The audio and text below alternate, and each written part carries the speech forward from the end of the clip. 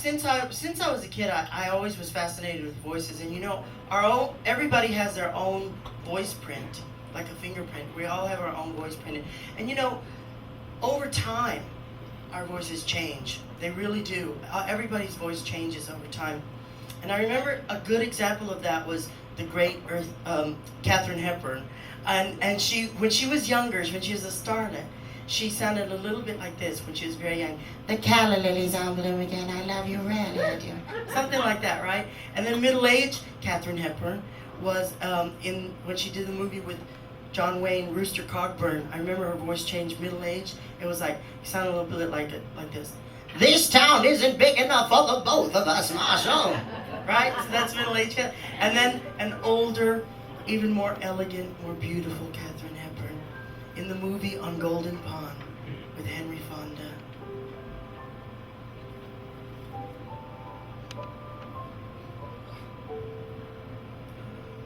Norman, you old poop.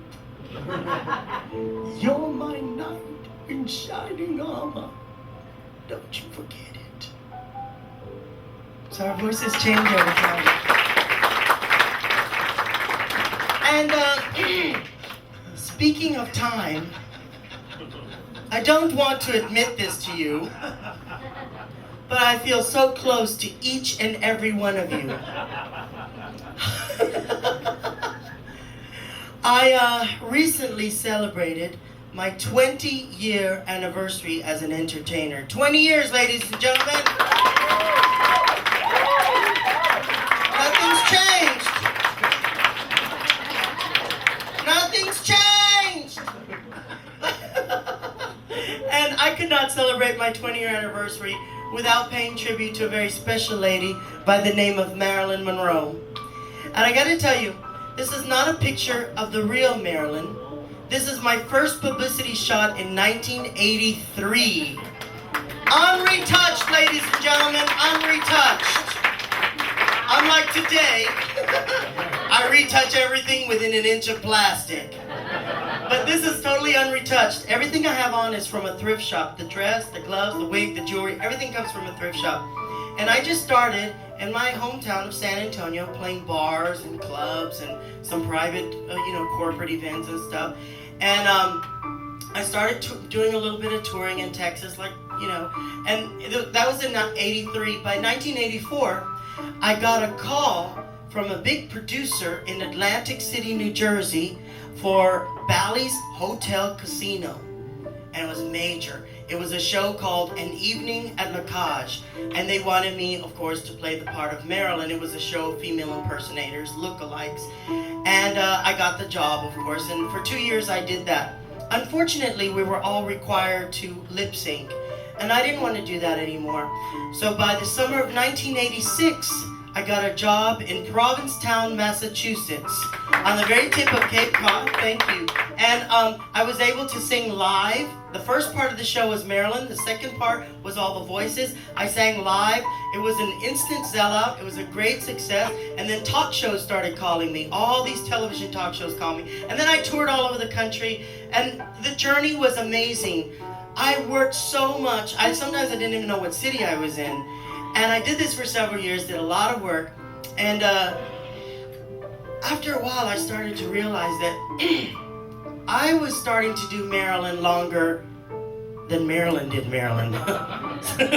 So I think Marilyn was Marilyn for like 10 years. I was with Marilyn for like 14 years. So I thought I should try to evolve and move on. And I retired from performing as Marilyn in 1997, like 10 years ago now.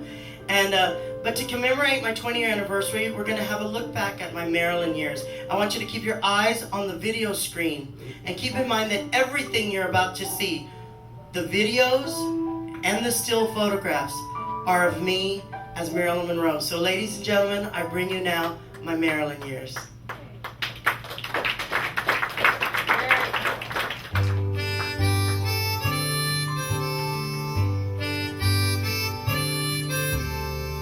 Seize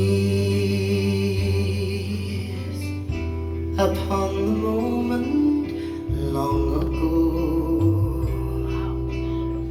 One breath away, and there you will be.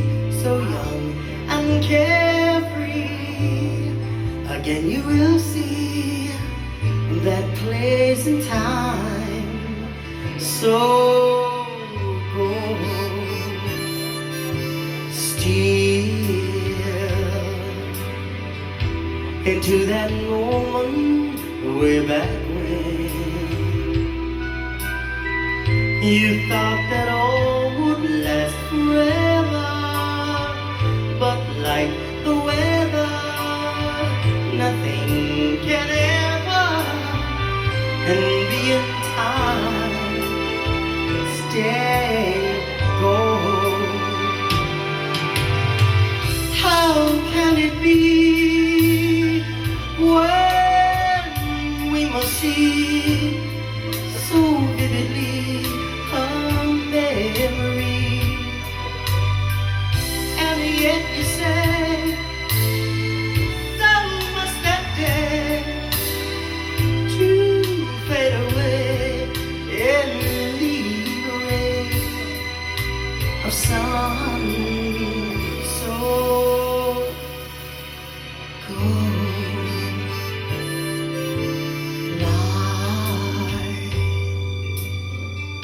is but a twinkling of an eye, yet filled with sorrow and compassion.